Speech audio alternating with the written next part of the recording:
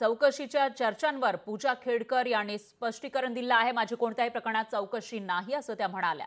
माझ्या घरी पोलिसांना मीच बोलावलं होतं असंही खेडकरांनी सांगितलेलं आहे। तर पोलिसांना काही माहिती देण्यासाठी बोलावलं होतं असंही त्यांनी सांगितलंय। पूजा खेडकर यांचा गैरसमज न पसरवण्याचं आवाहन समोर आलं आहे आणि या संदर्भात वाशिम जिल्हा पोलीस अधीक्षक कार्यालयातून आढावा घेतलेला आहे। आपले वाशिमचे प्रतिनिधी गोपाल व्यास यांनी।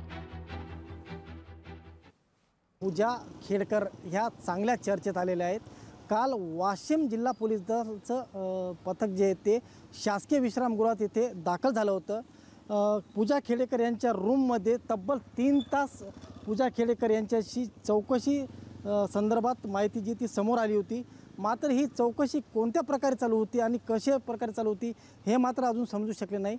हीच माहिती पूजा खेडकर यांच्याशी जाणून घेण्याचा प्रयत्न केला असता त्यांनी स्वतः सांगितलं की मी स्वतः वाशिम पोलिसांना बोलून माझं वैयक्तिक कामानिमित्त बोलवलं होतं।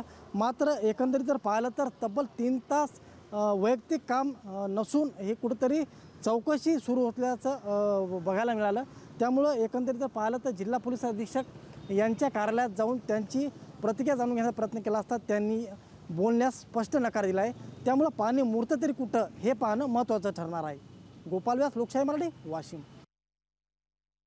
तर माझी कोणत्याही प्रकारची चौकशी सुरू नसल्याचं पूजा खेडकर यांनी सांगितलेलं आहे। पूजा खेडकर यांच्याविषयी वेगवेगळे दावे केले जात आहेत, आरोप केले जात आहेत आणि त्यामध्येच आता पूजा खेडकर यांची ही प्रतिक्रिया समोर आली आहे।